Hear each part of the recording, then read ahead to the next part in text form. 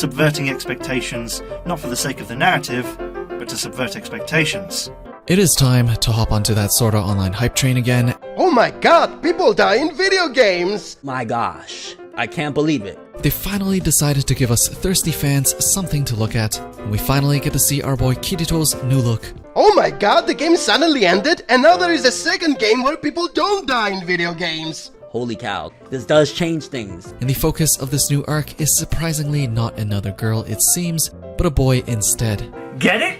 It's subversion! Actually focuses on a character that is not named Kirito, who is also a guy, so there's definitely something real special about this one. Never really seen done before. You have no idea what someone's going to use. We had not seen up until this point. And before you try to Google to see if he's a trap, I've already done that for you, and I can confirm for you right now that he is in fact not a trap. You didn't see that coming! The world they're playing in this time is also something very different than what we've seen before. Which have never been seen before. It's like nothing we've ever seen before. If you were worried about the writing for this arc, here is really the turning point for our author, matures into a much better writer somehow. Oh my god, now there is a third game and people can die again! Way better. Alicization will be the arc that will cement itself as the arc that changed everyone's perception of SAO for the better. I can't believe it! Now they go back to the first game and there are no stakes whatsoever! Blew me away. It's a lot darker than anything we've seen before. And we haven't seen anything even close to that, which we've never seen before. You will definitely be going into the best arc of Sword Art Online by far starting this October. This is inconceivable! Now they are playing video games in the real world! I did not expect for this to be this good. Skillfully subverts our expectations.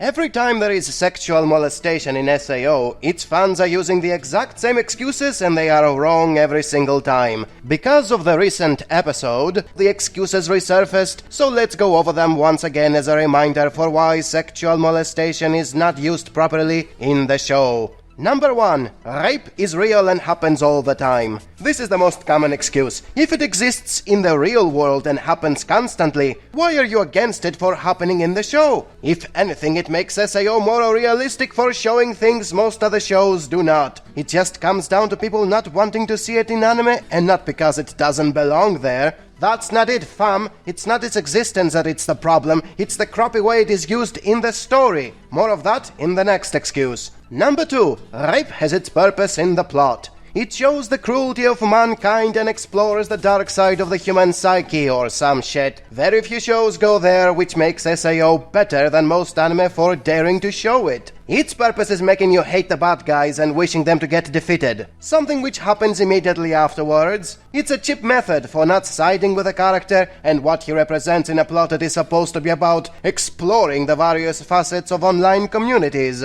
You don't care about the plot or the themes when that happens, it's just there for hating someone and yearning for justice porn. Number 3. Rape is part of SAO. It is happening in every season and you are still complaining about it instead of just accepting it as part of its identity. Holy crap, we are supposed to accept it because it happens all the time, like in real life. What if I tell you that the problem is that it happens all the time, in the exact same way, for the exact same reasons? The repetition makes it bad because it makes you realize what a cop-out it actually is. It's like the Tak no Jutsu in Naruto or the power of friendship in Fairy Tail. You can forgive it a couple of times, but when it keeps happening for the exact same cheap excuse, well, fuck off, it's not excusable anymore. It's what makes the identity of the show to be crap. Number 4. Reiki Kawahara was just doing what everybody else was doing at the time. He was using sexual molestation because it was a common practice in light novels at the time, so we shouldn't hate him for something that was commonly accepted at the time. This is a lame generalization. Everybody else was doing it, so why am I taking all the blame? Because you are guilty regardless of being lame like everybody else. Also, what does that say about light novels? If their only way for making you hate the villain is by turning him into a one-dimensional evil rapist, how much theme exploration can you expect to find in them? This is why they are all garbage, including SAO. Regardless of what their premise and themes are about, they all come down to hating the villain because of sexual molestation. How is that not a problem? And finally, number 5, the rape is not sexual. This is something they say in every anime that has one. It is not a deviant fan service, and it is used for an in-story reason, so it serves its purpose regardless of being a cheap trick. Any sexual act is arousing in some way, and A1 Pictures is a studio that never misses the chance to sexualize the female characters. When it keeps zooming to their asses and boobs and makes sure to show the tentacles getting into their private parts, how can you not say it's meant to be sexual? Any studio that sexualizes the girls outside of the sexual molestation scenes cannot excuse it during those scenes because it has already established what it's doing to them. These are just the major excuses. There are a few minor ones I'm not gonna talk about. The point is clear anyways. SAO has a sexual molestation problem, and anyone defending it is a moron. This SAO fanboy made a long post about why the Reddit community wrongfully hates the show for something it didn't do wrong. The haters, including me, keep saying Kirito is constantly ass-pulling shit because he is Jesus and thus can do anything he likes. But that is not true, since everything he does has been shown and explained by the show in earlier episodes. More specifically, during those long, boring as shit info dumps, or when someone else was doing something similar. Kirito is just doing something that has already been established as possible within the show, so why do we all hate it for no reason?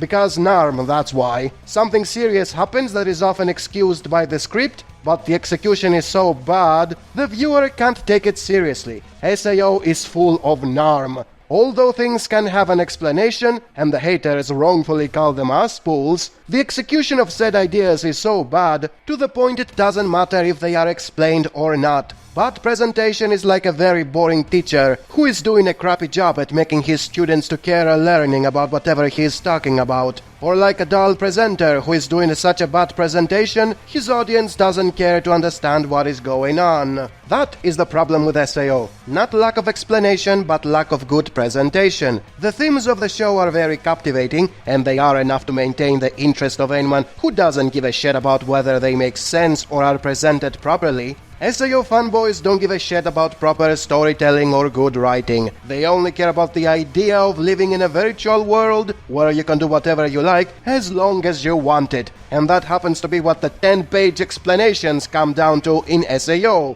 Something something authority level, something something memories and souls of light, something something actualization and visualization. It comes down to being able to do anything you want just by wanting it. And what I see on screen is a self-insert doing absurd things right after he woke up from a coma. It's pure Narm and the fanboys don't get it. The only thing they can do is nag like children and call names anyone who tries to make them understand their mistake. I was chatting with a guy who made that topic for over half an hour and he never listened. He was just calling everyone an idiot because the show explained it, therefore there is nothing wrong with it.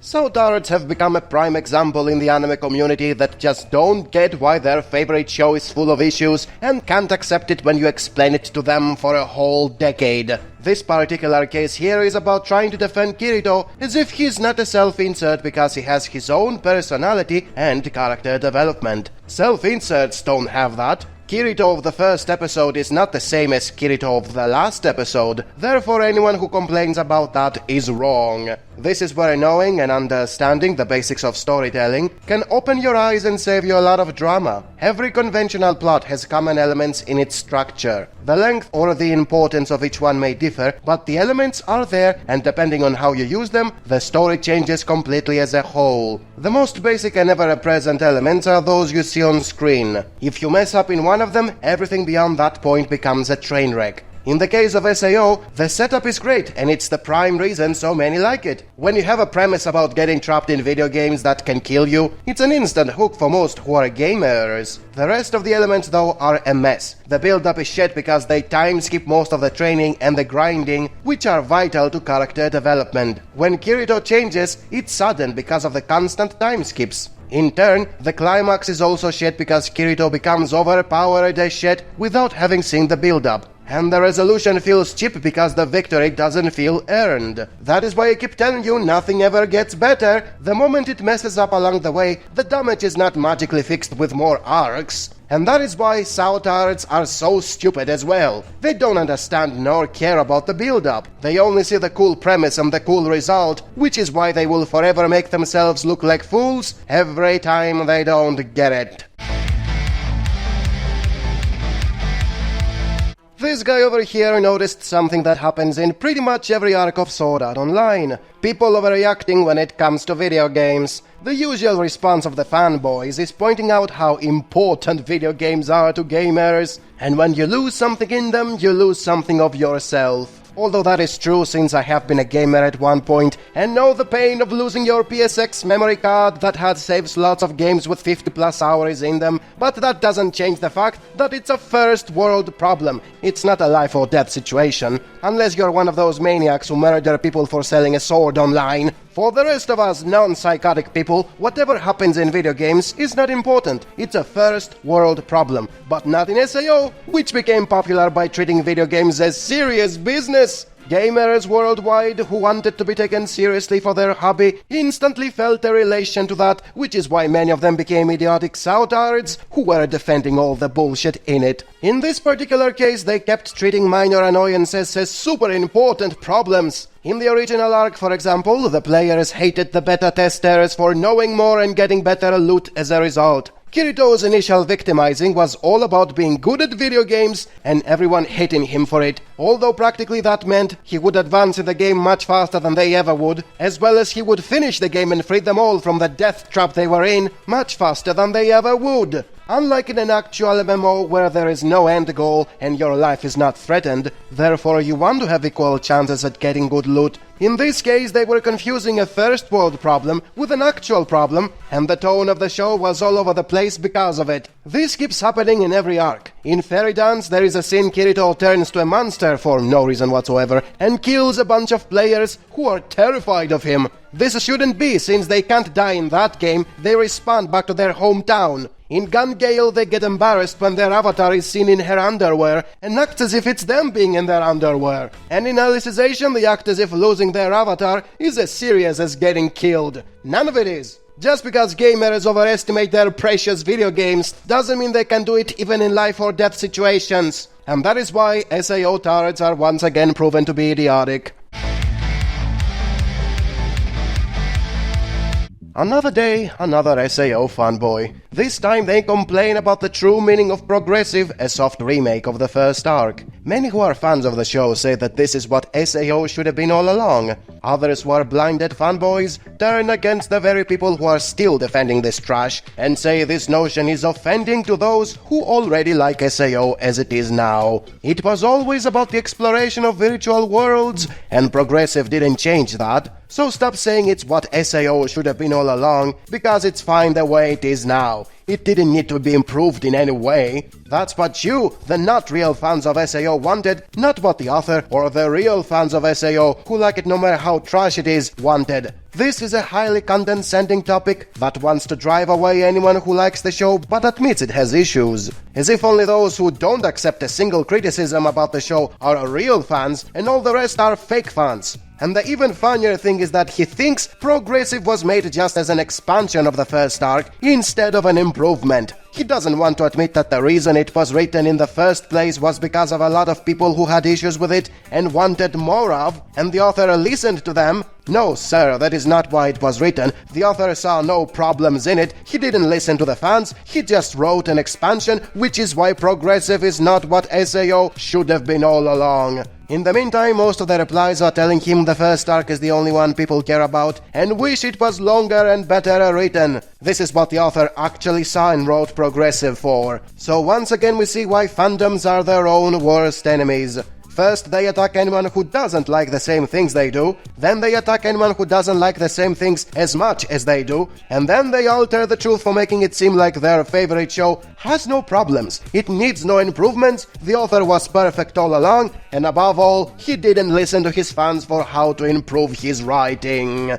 There is no right or wrong way to write a story. Everything is okay.